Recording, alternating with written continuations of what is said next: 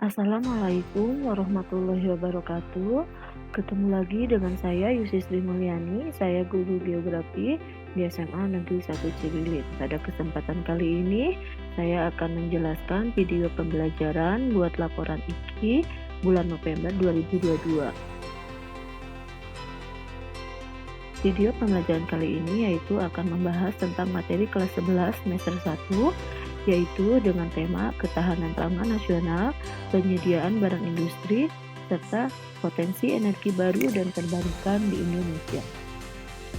Subtema atau subpokok bahasan yang pertama adalah pengertian ketahanan pangan, yang kedua adalah bahan industri, yang ketiga adalah sumber energi terbarukan, dan yang keempat sumber energi tidak terbarukan. Konsep ketahanan pangan yang dianut di Indonesia itu tertuang dalam Undang-Undang Republik Indonesia Nomor 18 Tahun 2012 tentang pangan. Adapun pengertian ketahanan pangan menurut undang-undang tersebut yaitu kondisi terpenuhinya pangan bagi negara sampai dengan perorangan yang tercermin dari tersedianya pangan yang cukup baik jumlah maupun mutunya, aman, beragam, bergizi, merata, dan terjangkau. Adapun menurut FAO, ketahanan pangan merupakan situasi ketika semua rumah tangga mempunyai akses baik secara fisik maupun ekonomi untuk memperoleh pangan bagi seluruh anggota keluarganya dan rumah tangganya tidak beresiko mengalami kehilangan. Adapun pengertian pangan itu sendiri adalah segala sesuatu yang berasal dari sumber hayati produk pertanian, perkebunan, kehutanan, perikanan, peternakan, perairan, dan air, baik yang diolah maupun tidak diolah yang diperuntukkan sebagai makanan atau minuman bagi konsumsi manusia. Ada 7 langkah strategis yang bisa dikembangkan untuk mengatasi masalah ketahanan pangan. Yang pertama itu adalah menjaga lingkungan sosial, politik, dan ekonomi yang memungkinkan terciptanya kondisi terbaik. Yang kedua, menerapkan kebijakan untuk memberantas kemiskinan. Yang ketiga, mengikuti kebijakan dan praktik pangan, pertanian, perikanan, kehutanan, dan pembangunan pedesaan berkelanjutan. Yang keempat, berusaha memastikan bahwa pangan, perdagangan, dan hasil pertanian secara keseluruhan kondusif. Yang kelima, berusaha mencegah dan bersiap menghadapi bencana alam dan keadaan darurat dan untuk memenuhi kebutuhan pangan sementara. Yang keenam, mendorong pengalokasian dan penggunaan investasi publik dan swasta. Yang ketujuh, menerapkan, memantau, dan menyempurnakan rencana aksi di semua tindakan.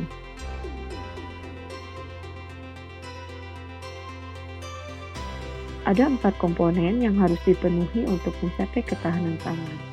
Yang pertama, kecukupan ketersediaan pangan. Yang kedua itu adalah stabilitas ketersediaan pangan. Yang ketiga itu adalah aksesibilitas atau keterjangkauan terhadap pangan. Yang keempat itu adalah kualitas atau keamanan pangan.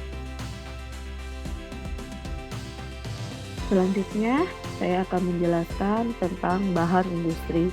Terlebih dahulu, saya akan menjelaskan apa sih industri itu. Manusia mempunyai berbagai kebutuhan selain pangan. Untuk memenuhi kebutuhannya, manusia melakukan kegiatan industri.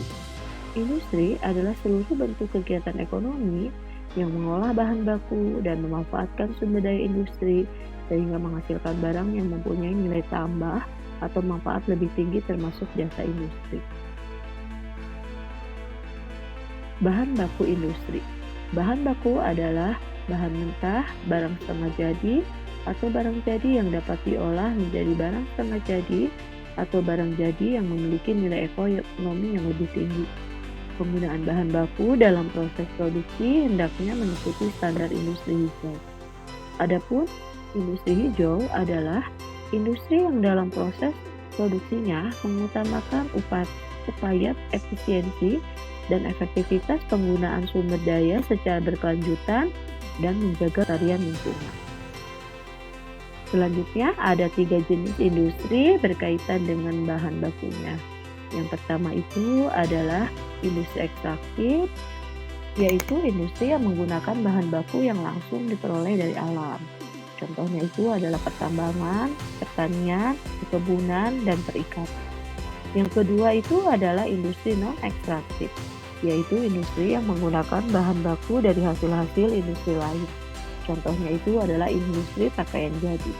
Yang ketiga adalah industri fasilitatif, yaitu industri yang kegiatannya menjual jasa layanan untuk keperluan orang lain. Selanjutnya saya akan menjelaskan mengenai sumber daya energi. Pertama-tama akan saya jelaskan terlebih dahulu apa itu energi. Energi adalah kemampuan untuk melakukan pekerjaan atau usaha. Ada bermacam-macam energi, contohnya adalah energi panas, energi cahaya, energi mekanik, dan energi kimia. Apa sih sumber daya energi? Menurut Undang-Undang Republik Indonesia Nomor 30 Tahun 2007, sumber daya energi adalah sumber daya alam yang dapat dimanfaatkan baik sebagai sumber energi maupun sebagai energi. Sumber energi adalah sesuatu yang dapat menghasilkan energi, baik secara langsung maupun melalui proses konversi atau transformasi. Contohnya matahari, angin, air, minyak bumi, gas bumi, dan batu bara. Selanjutnya saya akan membahas tentang sumber energi tak terbarukan. Sumber energi tak terbarukan adalah sumber energi yang dihasilkan dari sumber daya energi yang akan habis jika dieksploitasi secara terus-menerus. Contohnya minyak bumi, gas alam, batu bara, gambut, dan serti bitumen. Atau nama lainnya itu adalah sumber energi yang tidak dapat diperbaharui. Energi fosil terbentuk di beberapa bagian bumi pada kedalaman yang bervariasi. Energi fosil terbentuk dari bahan organik yang berasal dari berbagai flora dan fauna yang hidup pada berjuta-juta tahun yang lalu. Bahan bakar fosil telah menjadi bahan bakar utama. Kini, cadangan bahan bakar fosil telah mengalami penurunan, sehingga perlu adanya diversifikasi sumber daya energi agar ketersediaan energi terjamin. Nah, apa itu sumber energi yang terbarukan? Sumber energi yang terbarukan adalah sumber energi yang dihasilkan dari sumber daya energi yang berkelanjutan jika dikelola dengan baik. Contohnya sinar matahari, angin, air, gelombang laut, dan panas bumi. Sumber energi yang terbarukan dapat dibangun berbagai tempat sehingga distribusi produksinya dapat tersebar di mana-mana.